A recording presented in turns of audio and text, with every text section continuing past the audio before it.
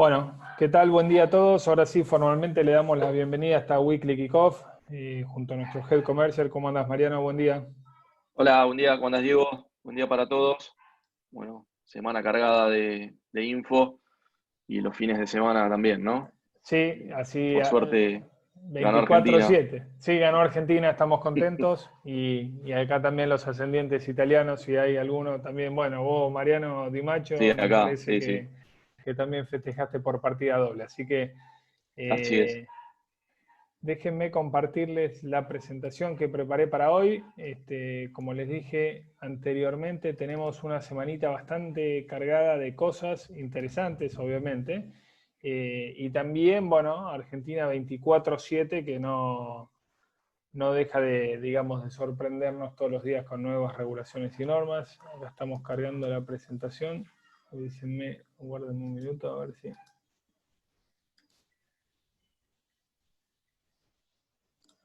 A ver si me lo toma. Está costándole cargar, si no la vamos a proyectar de esta manera. Bueno, la vamos a proyectar de esta manera. Un poco la hoja de ruta que marqué para el día de hoy es la siguiente. ¿Sí? Bueno, la mala costumbre de los findes, yo puse. Siempre los días viernes o sábados últimamente nos la pasamos interpretando nuevas normativas y legislaciones. Después un poquito lo que está pasando en Brasil, que hubo un cambio de tendencia en los últimos 15 días. Lo que tenemos en la app, bueno, también nos gustaría reforzar ahí un poquito lo que tenemos disponible para ustedes y sus clientes. Algo de Estados Unidos y el fin de la rotación de los mercados y algo muy importante que vamos a empezar a ver y que está concatenado con lo anterior es que empieza un nuevo, digamos, una nueva temporada de earnings. Esta temporada de earnings empieza justamente con los bancos como es de costumbre. Así que vamos allí a adentrarnos un poquito más en lo que estamos esperando.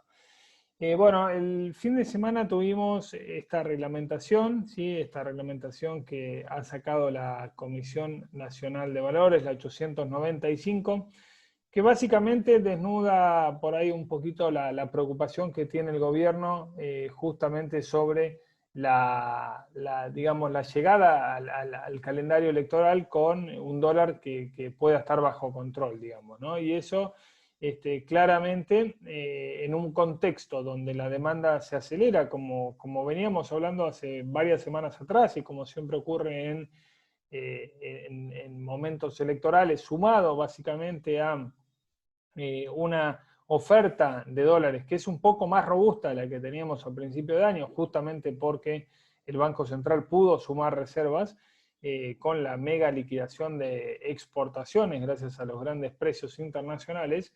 Bueno, la teoría de la manta corta claramente, digamos, se está haciendo presente. Y se está haciendo presente ya hace varias semanas donde el MEP y el contado con liqui están presionados y sostenidos al alza.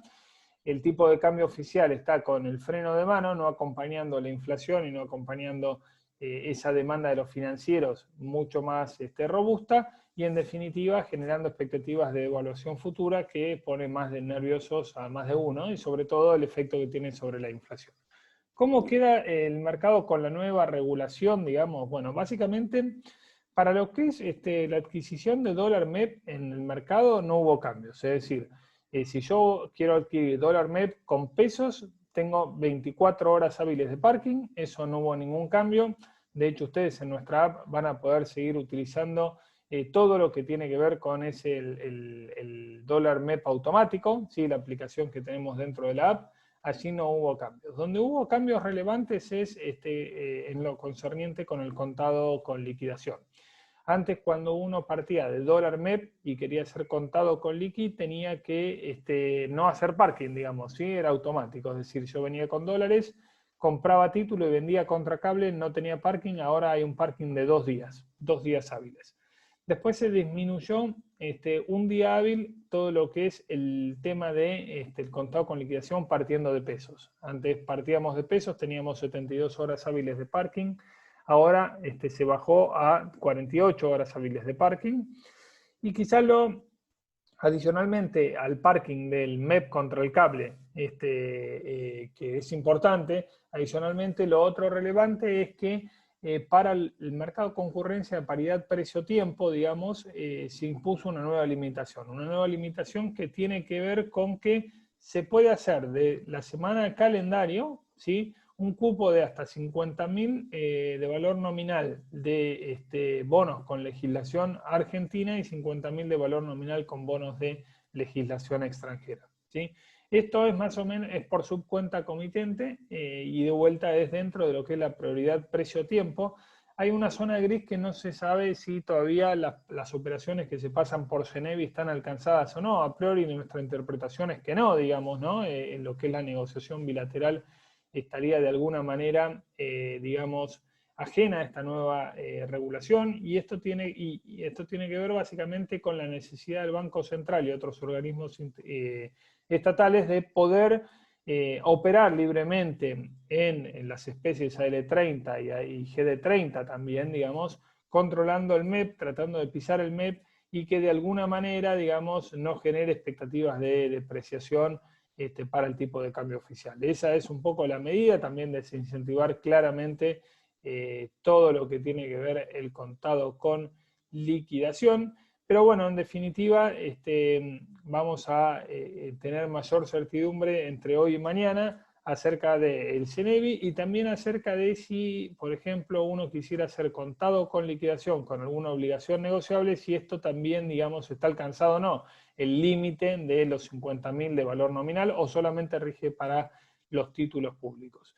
En este sentido, bueno, si supondríamos que solamente alcanza a la L30C y al GD30C, en promedio, digamos, estamos hablando de, a las paridades actuales, aproximadamente unos 35.000, 37.000 dólares que podría ser un inversor por semana para hacer el contado con liquidación.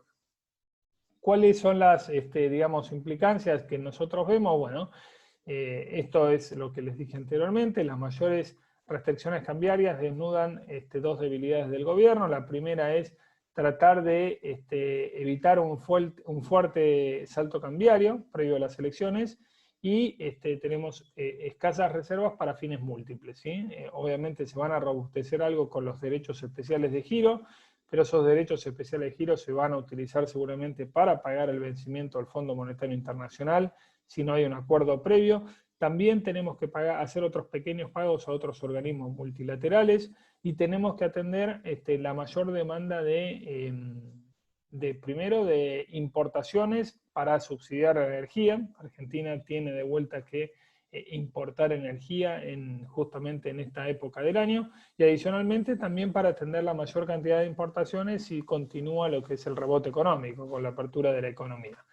Entonces, esto no va a desalentar de ninguna manera la dolarización de las carteras, sino que por el contrario, por ahí esta debilidad del gobierno puede alentar la dolarización mediante otros mecanismos, digamos, ¿no? Ya sea mediante, bueno, dólar MEP que no se tocó, la dolarización de portafolios offshore o instrumentos que estén atados de alguna manera a la cobertura cambiaria.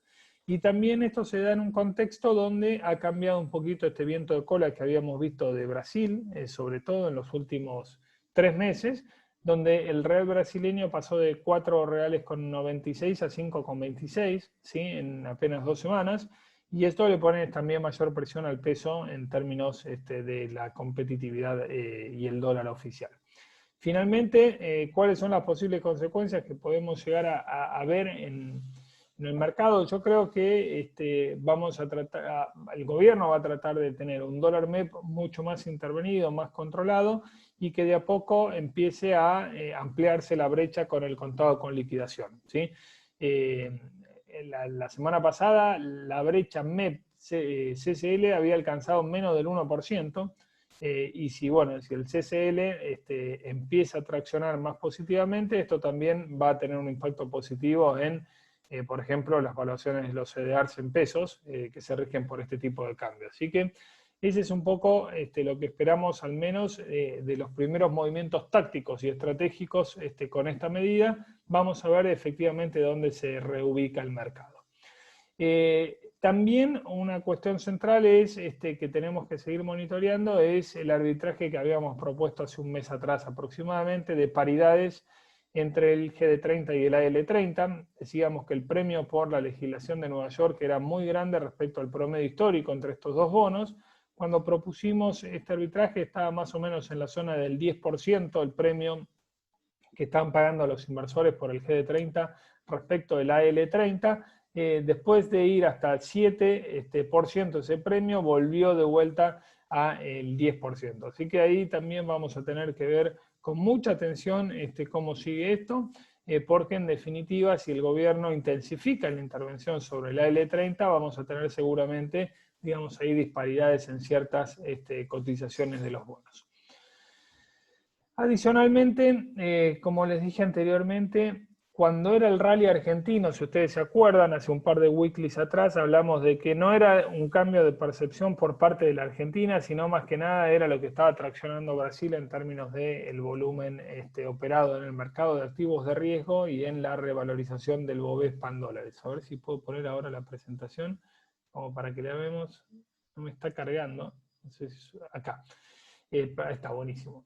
Fíjense que el Bovespa en dólares, que es la línea blanca, fíjense la correlación casi directa que tiene el Merval en dólares, que es la línea azul con el Bovespa. Entonces, si antes era Brasil, ahora Brasil no nos está ayudando mucho, y fíjense que Argentina pasó desde el principio de junio, un acumulado de los últimos 3 meses de 30% en dólares a 13% en dólares. Es decir que la corrección incluso fue mayor en Argentina que en Brasil. Fíjense desde este pico cómo es la corrección mayor. Entonces hay que tener ahí en cuenta también, porque está habiendo mucho ruido en emergentes. Está habiendo mucho ruido en emergentes, obviamente no solamente con el tema de la pandemia, sino con todo el tema de China, que ahora después lo vamos a abordar un poquito más en profundidad, pero que generó, digamos, de alguna manera una salida de capitales que se sintió con fuerza en el real brasileño, que cotizó en niveles de 5,26 al cierre.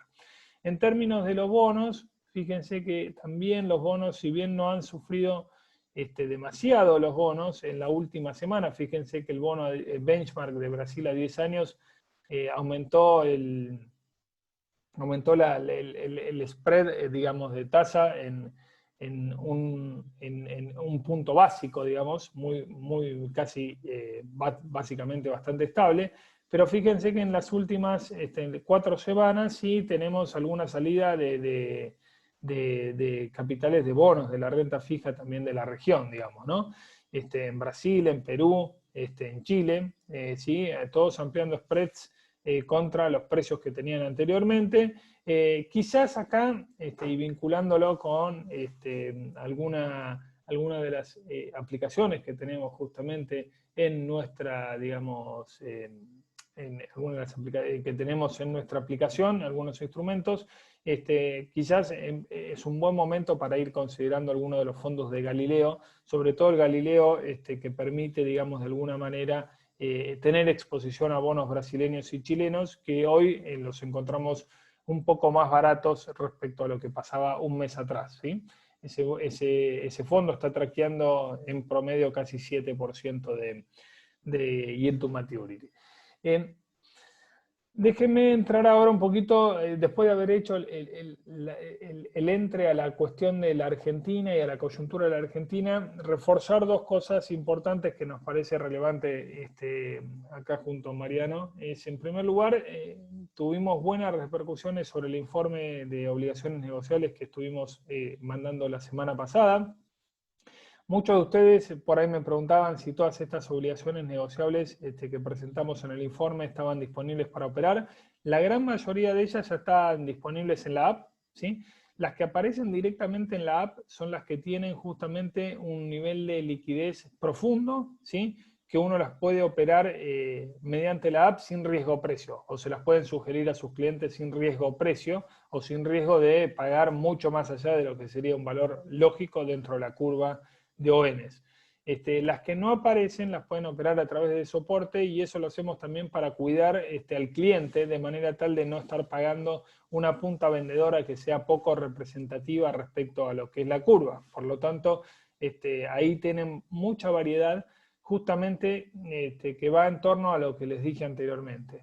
En épocas de elecciones presidenciales o elecciones de medio término, como es este caso, bueno, hay una dolarización creciente del portafolio y algunas ONs que analizamos también en ese informe, conjuntamente con los indicadores de solvencia y indicadores de liquidez de las empresas, podrían ser atractivas. Siempre tengan en consideración que las ON, a mí me gusta siempre pensarlas de alguna manera como una operación a finish, ¿sí?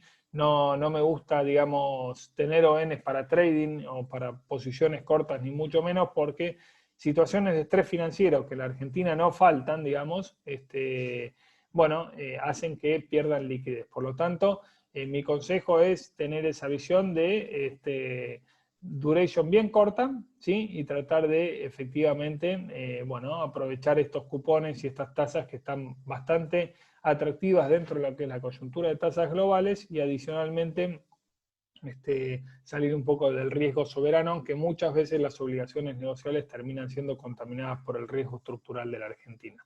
Así que ahí cualquier cosa nos la hacen saber.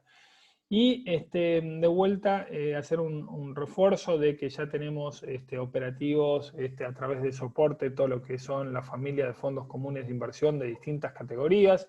La semana pasada nos vino el Head Commercial de FIMA a presentarnos los fondos. Seguramente en las próximas semanas convocaremos a la gente de Galileo y a la gente de Mega Inver para que nos den información sobre los fondos que disponibilizamos.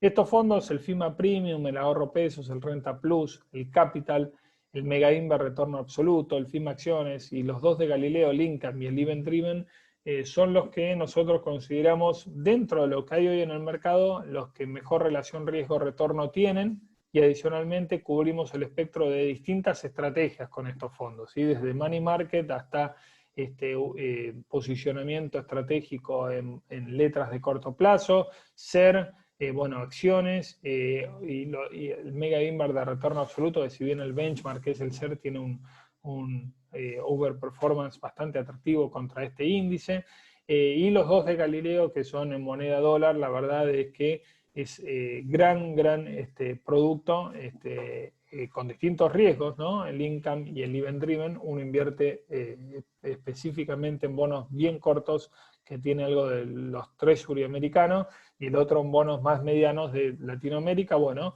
para aplicar todo lo que es dólar MEP me parece bastante interesante también. Así que no dejen de consultarnos, por favor, porque creemos que esto es realmente de bastante valor para ustedes. Adicionalmente, no sé si alguna vez lo había nombrado, pero dentro de la plataforma de asesores, ustedes tienen, obviamente, no solamente la categoría de clientes y las cotizaciones de mercado, sino también tienen esa pestaña de research. En esa pestaña de research vamos subiendo todos los informes que les compartimos en el listado de difusión de WhatsApp y de Telegram, ¿sí? De manera tal para que ustedes también lo vayan teniendo un poquito más ordenadito todo. Está un abstract de cada uno de los informes y también pueden descargar el documento en cuestión para ayudarlos a mantener un orden y si no quieren ir directamente a, bueno, a la lista de difusión de WhatsApp. Vamos a ir seguramente a partir de esta semana disponibilizando para ustedes carteras offshore y carteras onshore, las que serían las carteras más esquematizadas. Después pueden hablar conmigo para armar algo más personalizado, no hay ningún problema, ¿sí? Pero vamos a tratar de armar 3 carteras personalizadas onshore, 3 carteras offshore y empezarles a hacerles un track record para que ustedes tengan mayores herramientas, digamos, al momento de armarle propuestas a sus clientes. Así que de vuelta ahí no duden en consultarme cualquier cuestión personalizada que quieren hacer.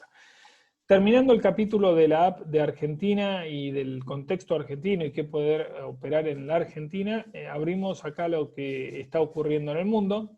En el mundo se cerró esta brecha famosa que veníamos hablando con bastante frecuencia. Si ustedes recuerdan, fíjense aquí, veníamos hablando fuertemente mucho de la diferencia de lo que era la rotación de cartera. La línea azul es el Dow Jones y la línea blanca era el Nasdaq. ¿Sí? Fíjense este gap de casi 7-8 puntos porcentuales que había en el year to date del acumulado de performance, y fíjense cómo se cerró rápidamente, ¿no? Y esto se cerró obviamente a partir de los grandes temores que hay sobre esta cepa delta, digamos, del coronavirus, que si bien, digamos, por ahora no está generando un pico de hospitalizaciones en los principales países del mundo que reabrieron sus economías, sí está generando mayor nivel de contagio y está implicando ciertas, digamos, medidas nuevas de restricciones, ¿sí?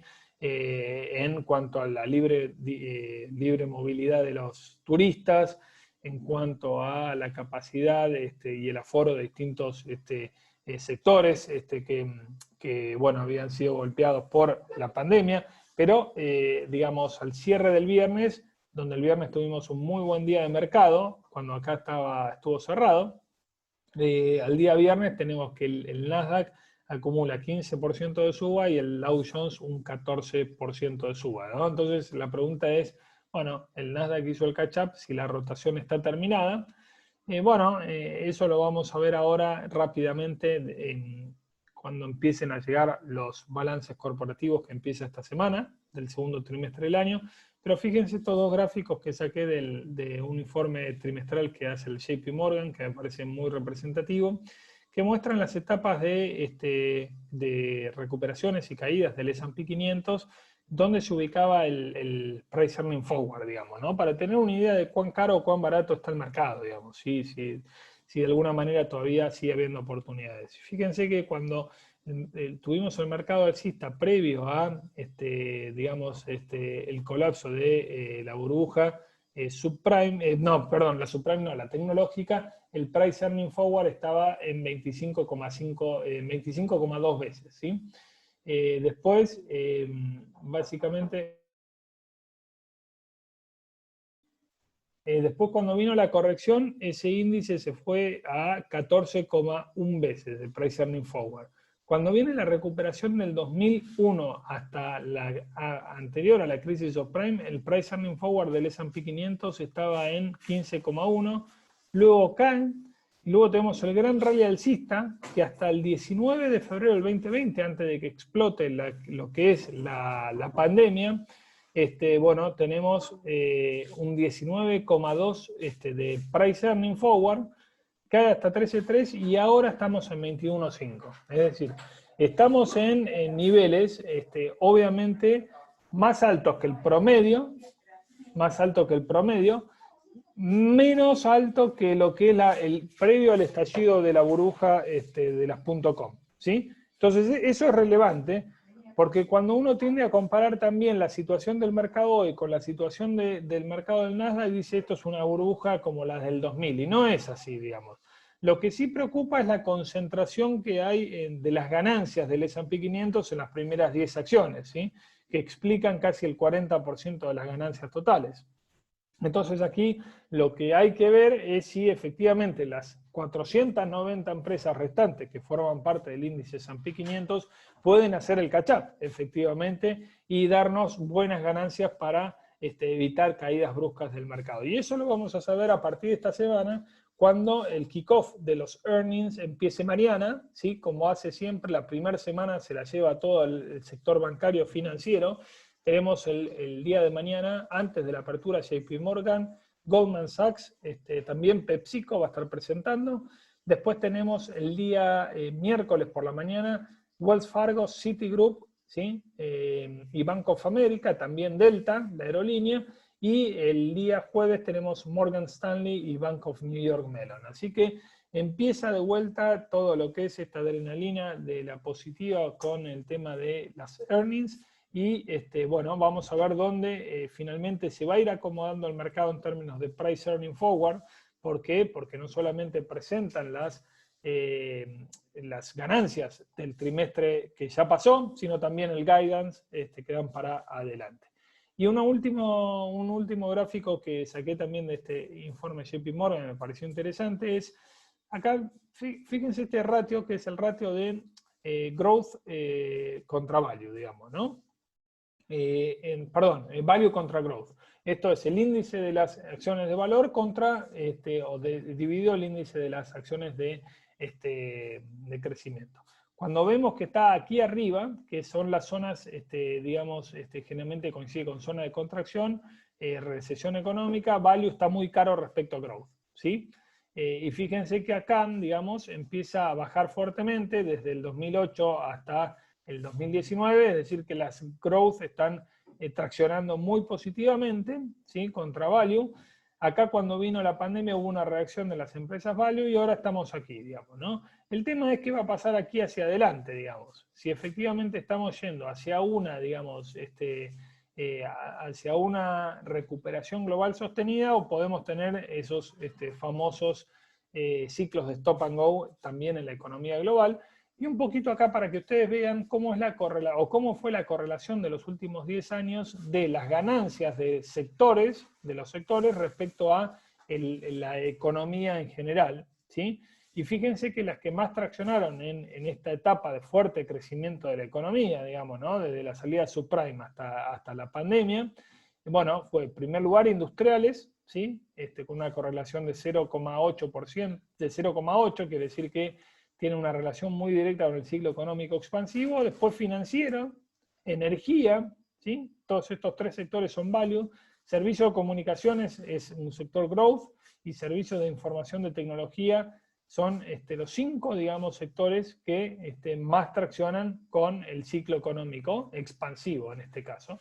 Y después tenemos que por el lado de aquí, obviamente, los más defensivos como utilities y consumer staples, que es el consumo básico, son los que menos han traccionado. Así que un poco de asset allocation sectorial, como para que ustedes puedan ver la correlación. Finalmente, donde se rompió esta correlación es fíjense este índice del ETF de los mercados emergentes, ¿sí? El EEM y el índice de los commodities.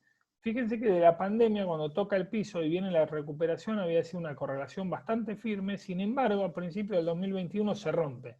Commodities siguen para arriba y los emergentes lateralizan con caídas. ¿Qué es la conclusión de esto? La conclusión de esto claramente es China. China volvió a tener un capítulo que aleja aún más a los inversores. Didi es una compañía, la Uber de China, ya había salido a mercado hace 2 semanas atrás y el día después de la salida a bolsa, el gobierno chino obliga a que se desliste la compañía de China del App Store, alegando de que hacía mal uso de la información y manipulación de los datos de los clientes. Y obviamente este es un nuevo capítulo que se repitió ya con Alibaba y con todas las empresas del sector tecnológico y ha implicado un duro golpe para muchas ADRs ¿sí? que cotizan en Wall Street. ¿Por qué? Porque aparte el gobierno chino anunció que va a endurecer aún más los requisitos, digamos, para que puedan listarse en los mercados de Wall Street sin estar listadas en el mercado local. Así que cuidado con eso porque puede, a la frágil situación financiera de los mercados emergentes, esto también le puede estar jugando en contra y es por eso que también se ha roto de alguna manera esta relación entre los commodities y los mercados. Lo último, y esto sí es lo último en serio, el calendario económico viene muy cargado esta semana, también en términos de inflación, muy importante. Tenemos tasa de inflación en India este lunes, tasa de inflación en Estados Unidos el día martes, tasa de inflación el miércoles en Inglaterra, tasa de inflación en Argentina el día jueves y tasa de inflación el día viernes en la Unión Europea. Obviamente los países desarrollados, muy importante para ver o sacar señales de lo que es la política monetaria hacia adelante. Argentina claramente por el impacto en el SER y el impacto sobre tipo de cambio. Y también algunos datos importantes de actividad económica en Brasil y producción industrial en el resto de los países más relevantes del mundo. Así que tenemos una semana, como les dije, realmente muy cargada, ¿sí? Así que atentos y obviamente los vamos a estar abasteciendo de información y nuestro view respecto a cada uno de estos puntos salientes. Bueno, creo que hemos hecho una, digamos, presentación que abarcó bastantes cosas y ha dejado mucha tela para cortar. No sé si quieren, ahora abrimos, como siempre, las preguntas y respuestas de esta sección para mí o Mariano, así que adelante, ningún problema de abrir los micrófonos o hacerla por el chat.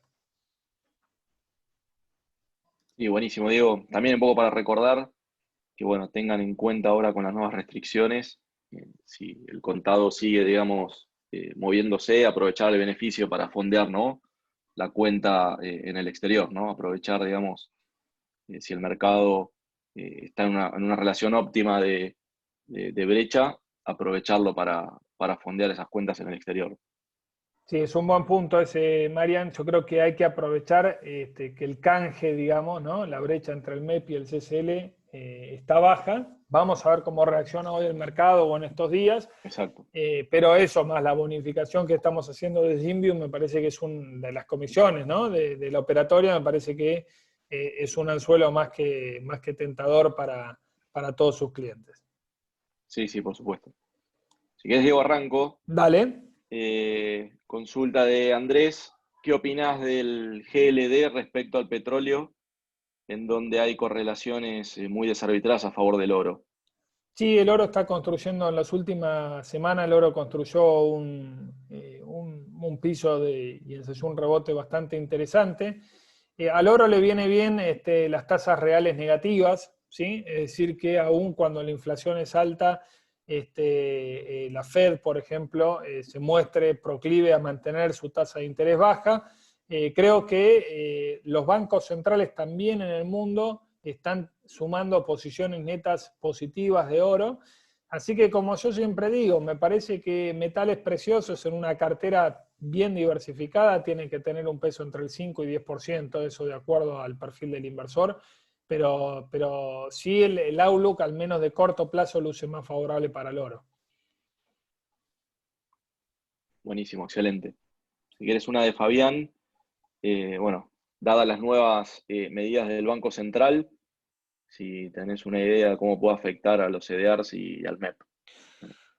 A ver, si a priori se da lo que estamos diciendo, lo que estamos suponiendo, que en una primera instancia por ahí el impacto más importante va a ser que la brecha del canje se amplíe, es decir, que el MEP se mantenga relativamente bajo control y el CCL suba.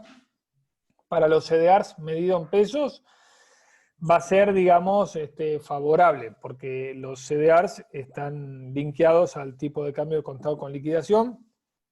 Mi miedo central, aparte de por ahí tratar de determinar los movimientos de corto plazo del tipo de cambio, es que se incremente todo lo que es el tema regulatorio, digamos, ¿no? No y que por ahí en algún momento le pueda llegar a tocar a los CDRs o de alguna manera algunos activos que están teniendo mucho protagonismo en el mercado argentino. Esperemos que así no sea. Pero bueno, de vuelta, atacar, digamos, las consecuencias, sabemos que generalmente es una manera de actuar de todos los gobiernos, digamos, ¿no? No atender los problemas de raíz, sino atacar las consecuencias, así que veamos dónde se desarrolla o dónde termina todo esto y esperemos que no haya más regulaciones. Sí, sí, totalmente. Ya hay que ir viendo cuáles son los activos que faltan, digamos, intervenir nada más. Sí, por eso también lo que decías vos, Mariano, ¿no? O sea, ¿no? De por ahí aprovechar, sí, las ventanas para estar en una cuenta fuera, offshore. No es que nosotros insistimos por algo, sino que insistimos para tratar de sacar justamente este riesgo, digamos, que siempre les mencionamos, riesgo estructural y sistémico de la Argentina, digamos, ¿no? Más en condiciones de elecciones mediantes. Pero bueno, es una decisión de cartera de cada uno, eso sin duda. Sí, sí, por supuesto. Pues tenemos una consulta de Maximiliano respecto a la salida que está viendo en Brasil, si se tiene que leer como algo temporal por el ruido político o puede comenzar a ser un cambio de tendencia, ¿no? Bueno, es un buen punto. A ver, en términos de las evaluaciones, sigue barato. La macroeconomía de Brasil está bastante robusta en términos bueno, de la posibilidad de hacer un catch-up económico más interesante. Sabemos, Maxi, que claramente, digamos, Bolsonaro no está bien en términos de imagen pública. Y lo de China también genera ruido, ¿eh? Lo de China genera ruido para las grandes economías emergentes y, digamos, el ánimo de los inversores de estar justamente expuesto a riesgo emergente. Así que eso no lo podemos soslayar. Esperemos, obviamente que a medida que la corrección se profundiza en Brasil, se va haciendo más interesante, ¿no? Así que claramente, bueno, uno ahí después va a tener que medir riesgo-retorno, pero creo que en algún momento se va a volver muy interesante por ejemplo, los bancos brasileños o los sectores de consumo discrecional, apostando a la reapertura de la economía brasileña. Sí, perfecto. Después, una consulta de Facundo. Bueno, primero te agradece, digamos, la presentación, excelente. Y si ves valor en el segundo semestre para BNQ y QQQ, teniendo en cuenta el trade-off entre nueva cepa, reactivación, suba de tasas. Sí, las tecnológicas han ganado terreno justamente a este miedo del trade-off entre la nueva cepa y reactivación. Me parece, digamos, ¿no?, que en Estados Unidos el pico de la reactivación económica estuvo en este trimestre, digamos, ¿no? O sea, no digo que vaya a venir una crisis de crecimiento ahora, pero sí me parece que lo mejor del crecimiento americano lo vimos en el segundo trimestre. Yo creo que las tecnológicas tienen chance, pero no todas, digamos, ¿no? Creo que va a haber una selectividad importante y no sé cuánto está dispuesto el inversor a correr el riesgo de apostar a tecnológicas que no generan earnings. Así que sería cauteloso no ir por el QQQ como índice, sino ir más selectivamente. Excelente, buenísimo. Pues tenemos una consulta de Sergio con respecto a las obligaciones negociables. Bueno, teniendo en cuenta el incremento intervencionista en el tipo de cambio por parte del gobierno y el acceso al mercado libre de cambios, si esto le puede afectar, digamos, a las empresas. Y después la segunda, ¿qué duration consideras más atractivas teniendo en cuenta este factor, ¿no? Sí, cuando hablé de riesgo estructural de las ON, hablo de ese riesgo específicamente, lo hemos vivido a lo largo de todo este año, Sergio, ¿no? Recuerden esa normativa que fue en primer lugar por 6 meses, después se extendió por todo el año, del Banco Central, de obligar en cierta manera o a defaultear o a reestructurar forzosamente pasivos en dólares a las compañías que tenían emitida deuda en dólares. Mi impresión es privilegiaría sin duda el track record y la seguridad por sobre la tasa, digamos, ¿no? O sea, me siento más cómodo con una Tech Petrol, con una Pan American Energy resignando rentabilidad, que apostando a, no sé, esas tasas de 7, 8, 9, 10% en dólares, que tienen un riesgo bastante importante. Y si hablamos de duration, me parece que duration menor a 2 años es lo que yo aconsejo en este momento. Haciendo ese screening, es verdad que no queda mucho, queda algo, digamos, en el tintero, pero creo que iría por ese lado, digamos. Me sentiría más tranquilo y dormiría más tranquilo. Bueno, excelente. Buenísimo, Diego. Ni siquiera alguna consulta más. Sí, acá hay una de Lucía. A Acá. ver, sí, Lucía nos agradece la presentación. Me dice, con respecto a la selectividad en el sector tecnológico, ¿cuáles acciones comprarías hoy? Bueno, a ver, obviamente que en el contexto de evaluaciones altas, dentro de las Big Tech, las que más me están gustando hoy a mí son Google y son Amazon, ¿sí? Después Apple tiene una muy sólida posición de caja, ha subido bastante, $145 me parece un valor bastante respetable. Y digamos, dentro de aquellos que quieren tomar un poquito más de de volatilidad, creo que todavía hay espacio para que las empresas de semiconductores, ¿sí? Que sabemos que están atravesando una restricción de oferta global, por mucha demanda que hay, pueden tener digamos, buena performance. Ahí, bueno, ahí tenemos mucha más volatilidad, pero AMD, como les presenté hace unas semanas atrás en un informe, y Nvidia puede ser otra, o Taiwan Semiconductor Companies. Buenísimo, excelente. Ahí tenemos una de ABC Herramientas Financieras. Sí, Bueno, ahí la estoy INTC viendo. versus Verizon, sí, con un price earning cercano a 12 y análisis técnico lejos del máximo, como digamos, si las ves como alternativas, ¿no? Sí, a ver, Verizon claramente es una bastante defensiva, es un papel que me gusta. Verizon, T-Mobile o AT&T también, digamos, AT&T está haciendo un spin-off de la parte Comcast, de la parte de streaming, va a quedar bastante atractivo. Y después Intel, bueno, Intel es una de las grandes perdedoras dentro de lo que es semiconductores, pero está buscando la forma de reconvertirse. Y esa forma de reconvertirse ahora se acercó bastante a empresas chinas, donde China tiene, digamos, permanentemente una restricción de oferta importante en semiconductores. Así que yo creo que sí, son apuestas de vuelta, que están baratas, sobre todo Intel, por circunstancias puntuales, pero si logra esa reconversión para hacer un catch-up del parte del mercado que le robó AMD o Nvidia, pueden ser buena alternativa, Abel.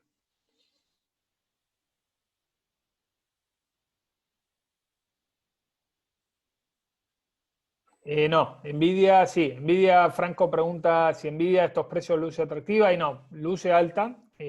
Tiene la parte esta de la parte, no es el split, es la adquisición que hizo de la empresa británica ARM.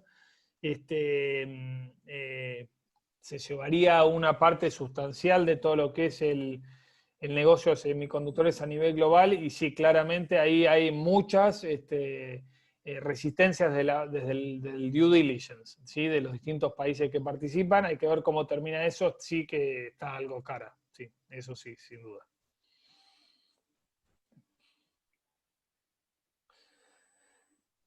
Bueno, si son Bueno, 10 estamos, y sí. 14, Mariano, así que si no hay más preguntas, estamos grabando esto y se lo disponibilizaremos apenas lo tengamos en nuestro canal de YouTube. Muchas gracias y de vuelta, cualquier pregunta que tengan, no solamente de carteras, de informes y research, sino también de la parte comercial, de instrumentos y todo, saben que Mariano y su Sí, equipo, sí, yo estoy a disposición. exactamente. Cualquier consulta que tengan, no duden en contactarnos. Bueno, así que gracias por venir y muy buena semana. Chau, chau, buena semana para todos.